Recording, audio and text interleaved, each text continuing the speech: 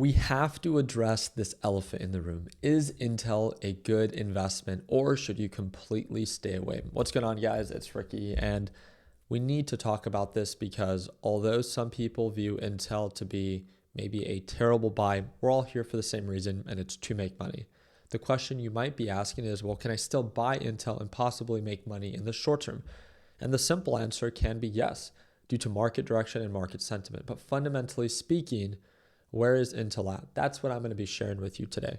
The first thing that I want to highlight is that, well, again, since the initial investment from the Trump administration in Intel, taking a 10% stake, Intel is now up $125 per share. That means that from the initial investment of around $20 per share and taking a 10% stake, the US government is now up 6 times in under a year from what they originally invested. And even on Friday, they announced an additional partnership that pushed Intel even higher. Apple and Intel have reached a preliminary chip making agreement. Remember, the idea was simple for Trump. Partner up with Intel and we will work with you to bring that manufacturing back into the United States. Now, is it going to be cheaper for companies like Apple to work with Intel? Probably not. But could there be possibly less restrictions and regulations? Possibly. And again, that is a competitive edge for Intel that not many of the other companies offer. Again, I am not here to say that Intel is a good deal because that would just be a complete lie. It's, do you buy the story of Intel? And that is now what I want to entertain. Intel is no stranger to volatility. If you look at it on the month time frame, not the week, not the day, the month time frame, where every candle represents a month.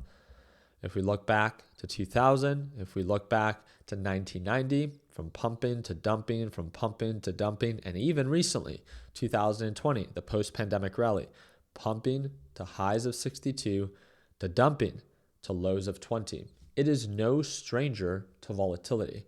Remember, patterns tend to repeat themselves. They don't always have to. I just want you to be aware that it is no stranger to this kind of volatility, but never has Intel had a partnership like this where they're involved with the US government. And can this really turn Intel around? You might be like, well, what really caused this sell-off? I don't know if enough people actually understand.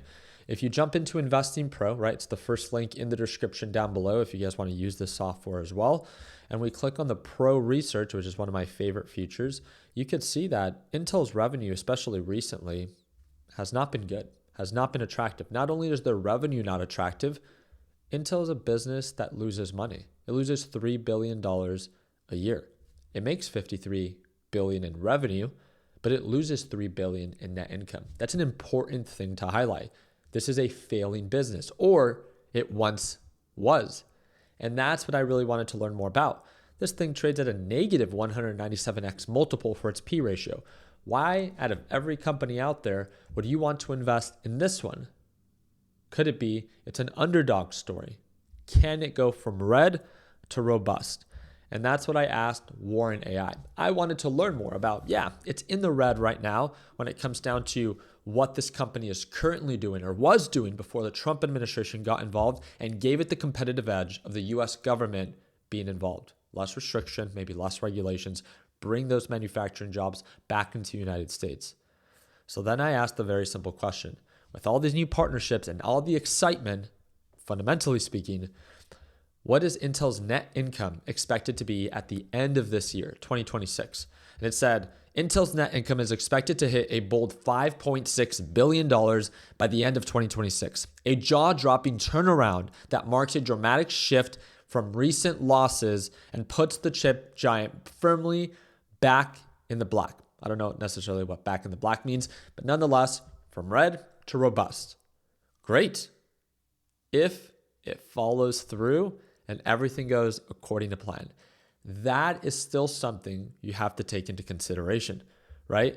It's the turnaround story. Can it actually follow through with all of the promises that it's making right now and all of the partnerships that it's announced? Will they actually happen, right?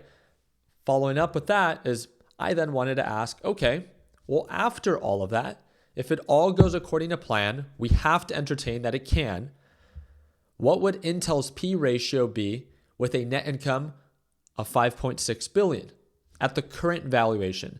For those that do not know, the current valuation of Intel market cap right now is $627 billion.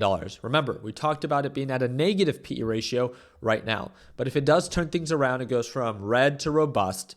What does that look like? Well, it goes from an insane bad ratio to, I think now it's going to be right around, 124 or $124.92. It would bring the P ratio to 112. Now, is 112 P ratio incredibly cheap? No. It would be a lie if anyone would tell you, oh, that's cheap. No, it's not.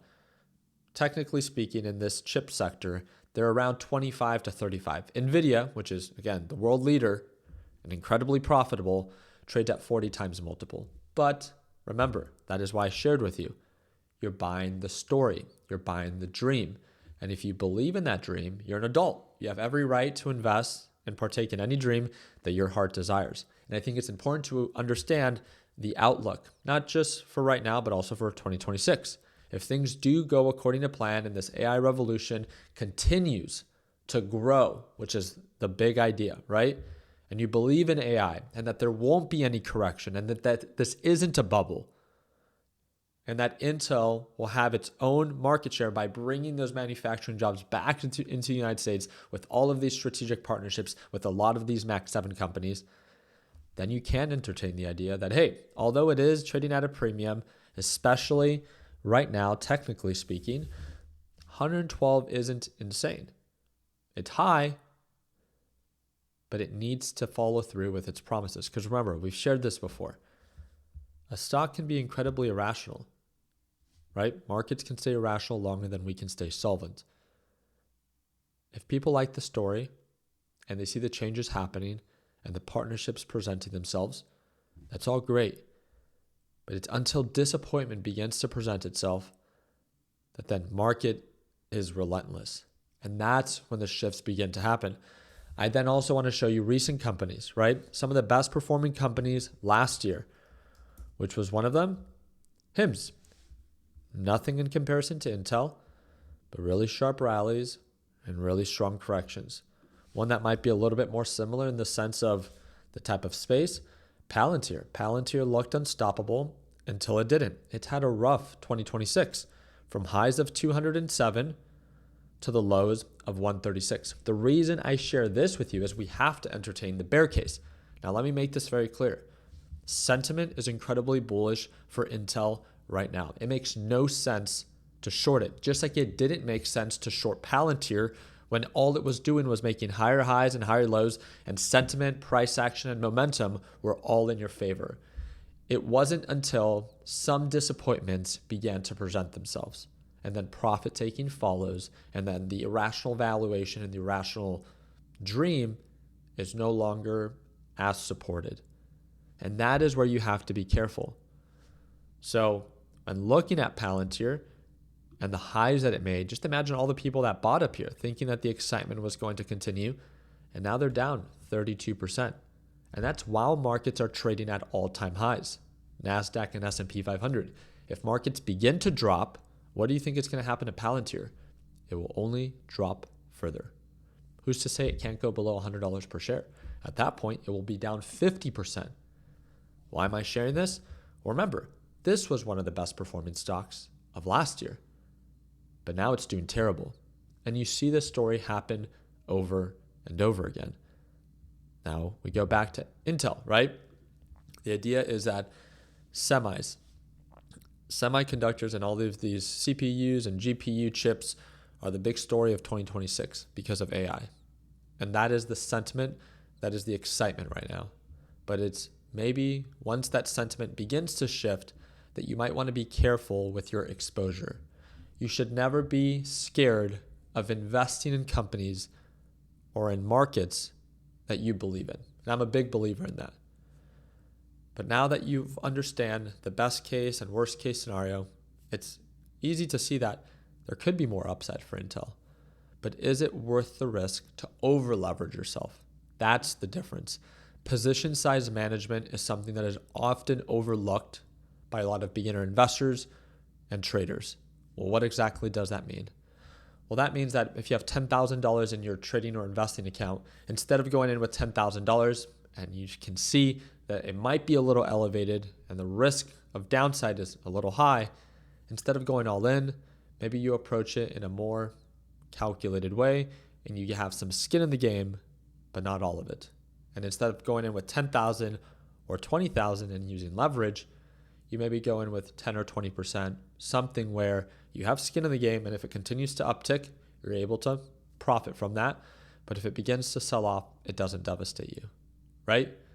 This is where you can really begin to see and make a difference with your investments by not feeling over leveraged during speculative times. Because we've said this over and over before. It's during irrational times that irrational valuations are supported. And right now, I think it'd be very naive for you to say that markets are not irrational right now. Well, what do you mean?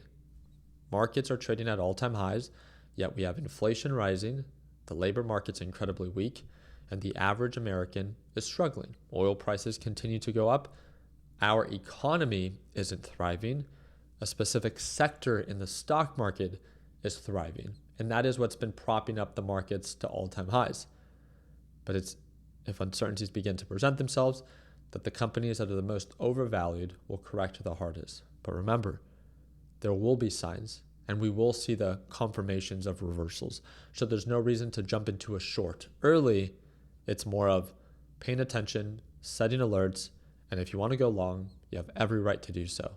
But just please be aware of your position size, and please consider not using leverage. At the end of the day, you're an adult, you can do whatever it is that you want, but I just think that when you begin to do the math and ask yourself, well, how much higher can it go?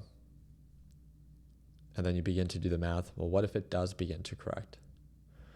Risk to reward, right? This is why, for those that are part of our LPP team, we ask you guys to plan out your trades. What's the risk to reward? Your profit potential versus your loss potential. If you have a favorable risk to reward, meaning that the profit outweighs the loss by a significant amount, then great. The odds are in your favor, statistically speaking.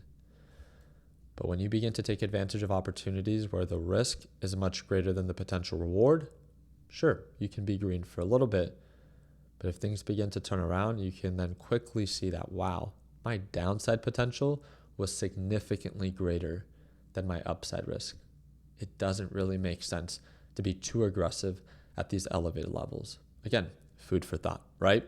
And again, this risk calculator is available, again, for our LPP users, and that's the second link in the description down below if you want to check that out. Other than that, again, I wanted to do my part in sharing the bull and the bear case. Obviously, there's so much excitement going on right now in the semiconductor space, and rightfully so. Momentum, direction, and excitement is all in your favor. But does that mean that you need to be super aggressive at elevated levels? Maybe not, right? You don't need to be afraid to take advantage of opportunities, but you also don't have to be naive and go all in at these elevated levels. Food for thought, right? I appreciate you guys' time. I hope that earned a thumbs up. Please consider subscribing. And if you have anything that you would like to share for me to be able to make a video about in future videos, then all I ask you to do is to comment down below. Like always, let's make sure that we end the year on a green note. Take care, team.